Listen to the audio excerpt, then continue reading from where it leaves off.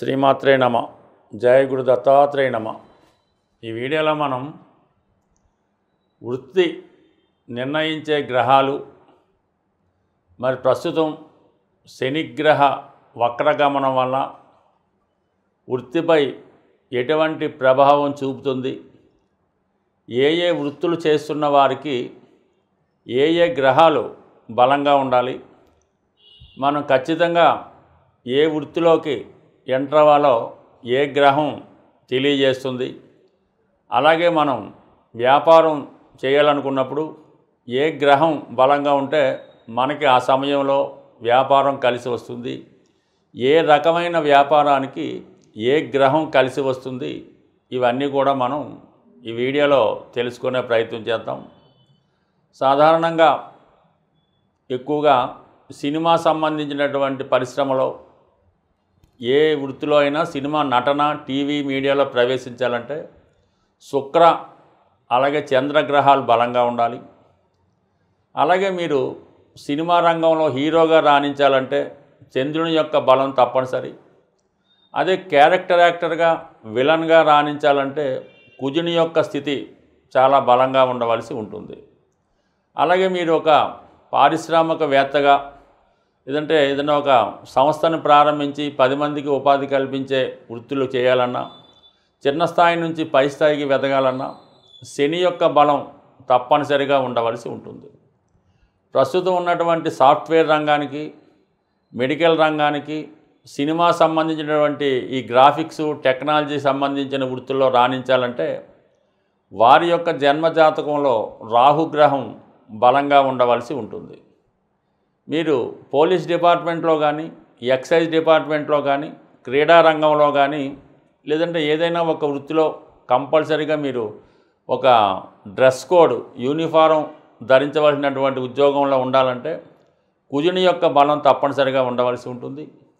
అలాగే ప్రభుత్వ ఉద్యోగంలో మీరు ప్రవేశించాలనుకుంటే రవి యొక్క బలం చాలా అనుకూలంగా బలంగా ఉండవలసి వస్తుంది. అలాగే మీరు వ్యాపారం చేయాలి, మనీ క్యాలిక్యులేషన్స్ కరెక్ట్గా ఉండాలంటే బుధుని యొక్క బలం తప్పనిసరిగా ఉండాలి. అంటే ఒకవేళ మీరు చార్టెడ్ అకౌంటెంట్ అవ్వాలనుకున్నా, లేదంటే అకౌంట్స్ సంబంధించిన వృత్తిలో రాణించాలన్నా, క్యాలిక్యులేషన్స్ కరెక్ట్గా వేయాలన్నా, వ్యాపారాలని అంచనా వేయాలన్నా, మార్కెట్లో ఈ షేర్ మార్కెట్ వగైరా వగైరా వాటిలో అప్ అండ్ డౌన్స్ని అంచనా వేయాలన్నా కూడా బుధుడి యొక్క బలం తప్పనిసరిగా ఉండవలసి ఉంటుంది. బుధుడు జాతకంలో బలంగా ఉంటేనే సరైన సమయంలో సరైన నిర్ణయం తీసుకొని ముందుకు వెళ్ళే అవకాశాలు ఎక్కువగా ఉంటాయి.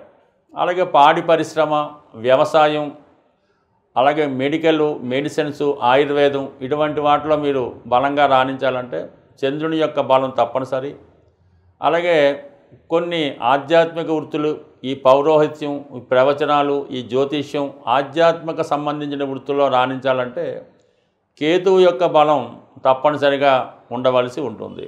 అయితే ఏదన్నా శని సేవకా వృత్తిని సూచిస్తాడు కాబట్టి శని సంబంధించినటువంటి కనెక్షను ఇప్పుడు చెప్పుకున్నటువంటి గ్రహాలకి ఉన్నప్పుడు జాతకుడు సబార్డినేట్గా చేయడం కానీ, ఉద్యోగం చేయడం కానీ జరుగుతూ ఉంటుంది. రవి స్వతంత్ర ప్లానెట్ అవ్వడం వల్ల, రాజగ్రహం అవ్వటం వల్ల, రవి యొక్క ఇన్ఫ్లుయెన్స్ వల్ల చాలా వరకు స్వతంత్ర వృత్తుల్లో ఉండడం, ఈ పాలిటిక్స్లో ఎంటర్ అవ్వడం, రాజకీయాలు ఇంచుమించుగా సాధారణ కౌన్సిలర్ దగ్గర నుంచి ప్రధానమంత్రి, రాష్ట్రపతి దాకా ఎదగాలంటే, గవర్నమెంట్లో అత్యున్నత స్థాయి ఐపీఎస్ ఐఏఎస్లు కావాలన్నా కంపల్సరీగా రవి యొక్క బలం చాలా అనుకూలంగా ఉండాలి. అయితే కొన్ని సందర్భాల్లో రవి మరీ విపరీతమైనటువంటి బలం ఉన్నప్పుడు ఓవర్ కాన్ఫిడెన్స్ వల్ల, అహంభావం వల్ల ఏ పని చేయకుండా మరి ఏదో ఒక దానికోసం వెయిట్ చేస్తూ కాలం వృధా చేయడం జరుగుతూ ఉంటుంది. ఒక విధంగా కొన్ని సందర్భాల్లో రవి బలహీనంగా ఉన్నప్పుడే అతడు అటు ప్రభుత్వ ఉద్యోగాల్లో రాణించగలుగుతూ ఉన్నారు. రవి బలంగా ఉన్నవాళ్ళు రాజకీయ రంగంలో రాణించగలగడం కూడా జరుగుతూ ఉంటుంది. ఈ విధంగా ప్రతి గ్రహానికి కూడా ఏదో ఒక వృత్తికి, ఏదో ఒక వ్యాపారానికి లింకప్ అయి ఉండడం జరుగుతూ ఉంటుంది. ఏదైనా జాతకుడు వృత్తిలో రాణించాలంటే 2-3 గ్రహాల యొక్క ప్రభావం ఉంటేనే ఆ జాతకుడు ఆ వృత్తిలో రాణించగలుగుతూ ఉంటాడు. ఏదైనా దశమ భావం బలంగా ఉండాలి, దశమాధిపతిని శుభగ్రహాలు చూస్తుండాలి.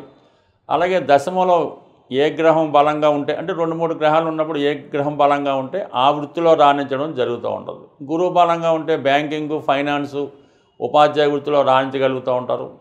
అలాగే కుజుడు బలంగా ఉంటే పోలీస్ డిపార్ట్మెంట్లో రాణించగలుగుతుంటాడు. దీంతో పాటుగా అష్టక వర్గ పరిశీలించి దశమ భావంపై ఏ గ్రహం ఎక్కువ బిందువులు ఇచ్చి ఉందో ఆ సంబంధించిన వృత్తిలో రాణించే అవకాశాలు కూడా బలంగా ఉంటాయి.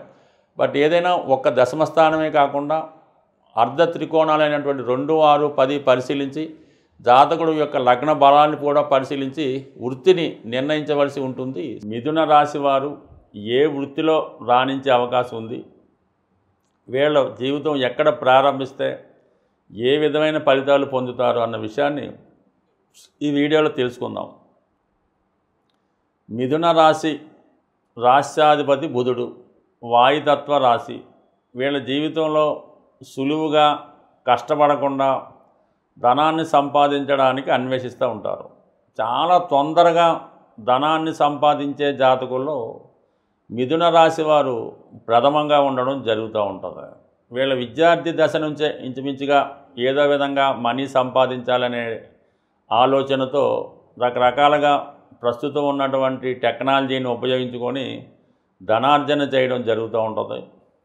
వీళ్ళు ఉన్న చోట నుంచే ధనాన్ని సంపాదించే టాలెంట్ని కలిగి ఉంటారు. అంటే ఈజీ మనీ, స్పెక్యులేషను, ఇప్పుడు వస్తున్నటువంటి యాప్లు సృష్టి కూడా వీళ్ళే కారణమవుతూ ఉంటారు. ఒక రెడ్ బస్ అవనవ్వండి, ఒక జొమాటో యాప్ అవనవ్వండి, ఇవన్నీ కూడా ఈ రాశివారు వారి అవసరాల కొరకు సృష్టించుకున్నవి.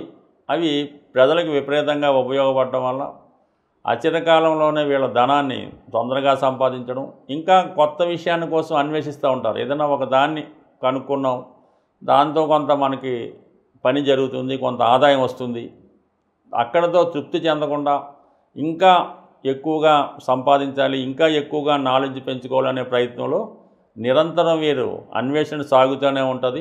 ఏదో ఒక కొత్త ధనాన్ని, ఏదో ఒక కొత్త ఫలితాన్ని ఈ ప్రపంచానికి, ఈ మానవాళికి అందించడం జరుగుతూ ఉంటుంది. వీళ్ళు ఎక్కువగా మీడియేటర్స్గా కూడా బాగా రాణించగలుగుతూ ఉంటారు. అటు ఎడ్యుకేషన్ సంబంధించిన దాంట్లోనూ, వ్యాపారానికి సంబంధించినటువంటి ఎక్స్పోర్ట్ ఇంపోర్ట్లో కానీ, అలాగే మీడియేటర్గా ఉద్యోగాలు, వివాహ ప్రయత్నాలు, వివాహ వేడుకలు, అంటే ఇప్పుడు వచ్చినటువంటి మ్యాట్రిమోనీ యాప్లు, ఇవన్నీ కూడా వీళ్ళకి బాగా రాణించే వృత్తులుగా కారణమవుతుంది. అయితే దశమాధిపతి వీళ్ళకి గురువు అవుతున్నాడు.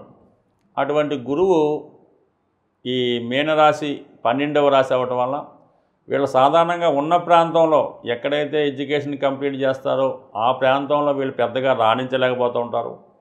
అదర్ దాన్ బర్త్ ప్లేస్లో, అది విదేశంలో కానీ ఇతర రాష్ట్రంలో కానీ బాగా రాణించే అవకాశం ఉన్నది. అలాగే చిన్న స్థాయి ఉద్యోగం నుంచి ఉన్నత స్థాయికి వెళ్ళడం జరుగుతూ ఉంటుంది. వీళ్ళ ఉద్యోగం మారినప్పుడల్లా వీళ్ళ యొక్క హైకు రావడం జరుగుతూ ఉంటుంది.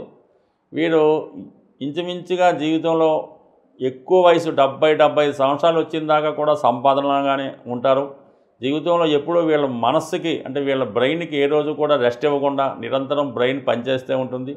ఒకటి కాకపోతే ఒకటి ఏదో విధంగా సమస్యల్ని సాల్వ్ చేస్తూ జీవితంలో ముందుకెళ్తూ ఉంటారు. ఇతరులకు సాధ్యం కానిది వీళ్ళ సాధ్యం చేయడం జరుగుతూ ఉంటుంది. ఎవరైతే ప్రయత్నం చేస్తారో అది వదిలేస్తారు. దాన్ని వీళ్ళు టేకప్ చేసి దాన్ని సులువుగా దాన్ని పరిష్కరించి దాని ఫలితాన్ని పొందడంలో వీళ్ళు చాలా బెటర్గా రావడం జరుగుతూ ఉంటుంది. ఏదేమైనా వీళ్ళు 2 రకాలుగా ధన సంపాదించే ప్రయత్నం జరుగుతూ ఉంటుంది. అయితే వీళ్ళకి జన్మజాతకంలో దశమాధిపతిగా ఉన్నటువంటి గురువు మరి ధనస్థానంలో ఉచ్చ పొందినప్పుడు వీళ్ళు సాధారణ కుటుంబంలో జన్మించినప్పుడు కూడా ఉన్నత స్థాయికి వెళ్ళడం జరుగుతూ ఉంటుంది. 2వ స్థానంలో గురువు ఉచ్చ పొందడం వల్ల వీళ్ళకి అక్కడ గురువు ఉన్నా లేకపోయినా కామన్గా ఫలితం ఇచ్చేస్తుంటాడు అన్నమాట. అందుకని వీళ్ళు మంచి వాగ్దాటి కలిగి ఉంటారు.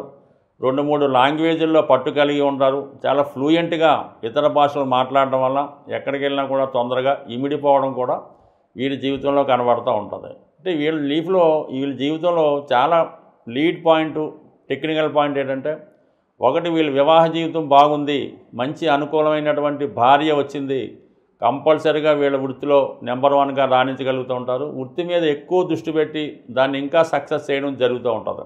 అదే అనుకూలమైనటువంటి భార్య రాలేదు, 100% వృత్తిలో రిపీటెడ్గా ఫెయిల్యూర్స్ రావడం, వృత్తిని సరిగ్గా నిర్వహించలేకపోవడం జరుగుతుంటుంది. కాబట్టి అందువలన కంపల్సరీగా వీళ్ళ యొక్క జన్మజాతకంలో గురువు బలంగా ఉండాలి, శుక్రుడు బలంగా ఉండాలి.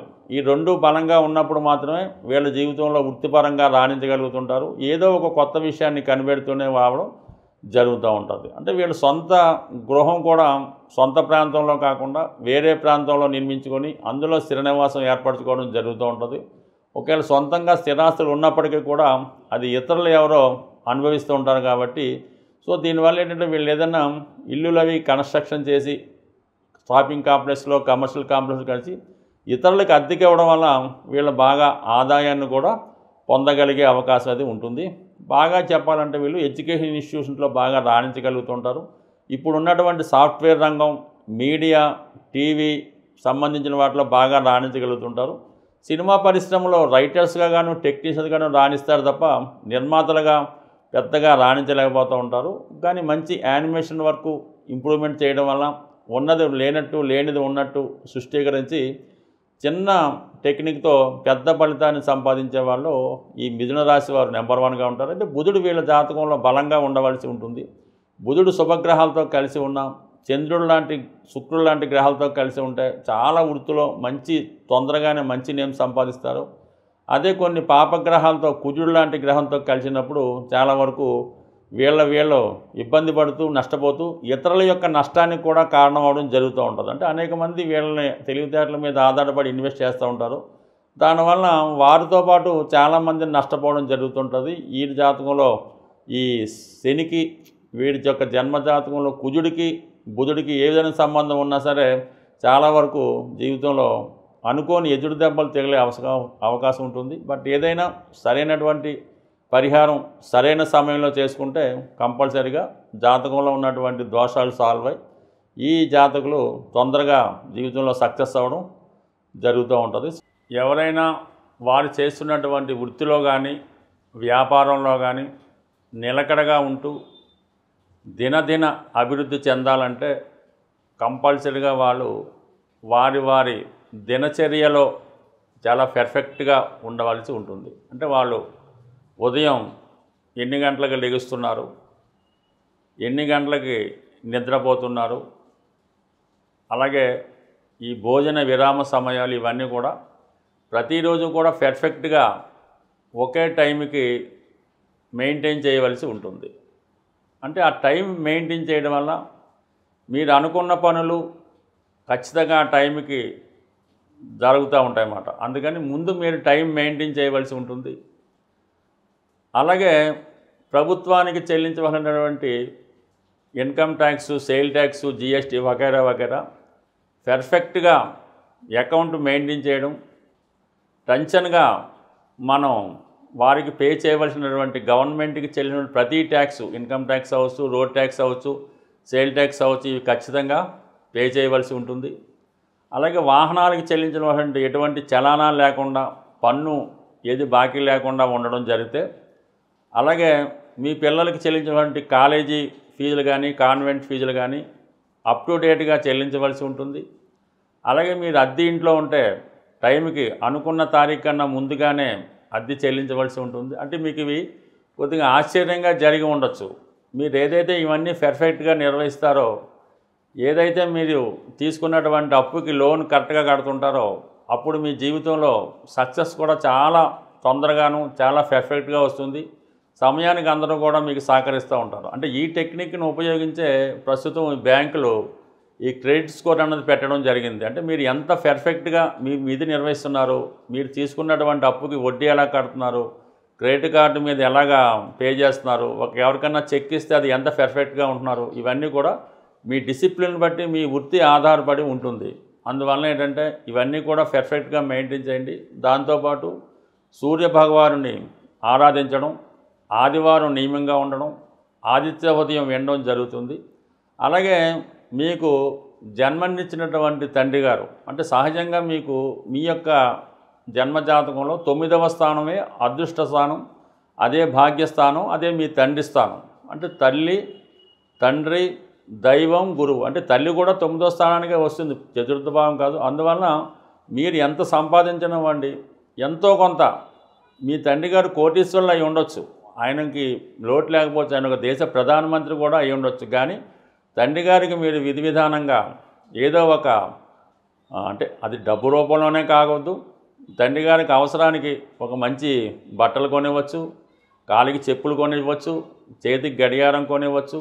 బట్ ఏదైనా 9వ స్థానానికంటే గురువుకి కానీ, తండ్రికి కానీ, తల్లికి కానీ, దైవానికి కానీ మీ సంపాదనలో కొంత భాగం వారికి ఏదో రూపంలో ఇవ్వడం వల్ల మీ అదృష్టం బాగా జనరేట్ అయ్యి ఉద్యోగపరంగా, వ్యాపారపరంగా మీకు అభివృద్ధి చెందడం జరుగుతూ ఉంటుంది. ఎట్టి పరిస్థితుల్లో కూడా మీ యొక్క తల్లిదండ్రుల్ని మీకు వాళ్ళని భరించడం కష్టమైనప్పుడు పక్కకు తప్పుకోండి, ఎవరో ఒకరు చూస్తారు. అంతేగాని వాళ్ళని బలవంతంగా ఏదైనా ఒక ఓల్డ్ ఏజ్ హోమ్లో పెట్టే ప్రయత్నం మాత్రం చేయొద్దు.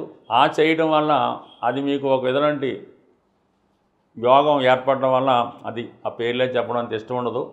ఆ ప్రభావం వల్ల తర్వాత మీ జీవితంలో కొన్ని ఇబ్బందులకు లోనయ్యే అవకాశం ఉంది. బట్ ఏదైనా సదా మీకు అదృష్టాన్ని ఇచ్చే భాగ్యస్థానాన్ని మీరు కాపాడుకోవాలంటే ఈ పెద్దవాళ్ళని అంటే తల్లి, తండ్రి, గురువు, దైవాన్ని వాళ్ళు దుర్మార్గులు అవ్వచ్చు, హంతకులు అవ్వచ్చు, కూనీకోరులు అవ్వచ్చు, తాగుబోతులు అవ్వచ్చు, కానీ వాళ్ళని మీరు గౌరవించడం, వారి జాగ్రత్తగా మీరు కాపాడుకోవడం అన్నది మీ విధి. మీరు ఎంత బాగా చేస్తే తర్వాత మీ తరం అంత అనుకూలంగా ఉంటుంది. స్వస్తి.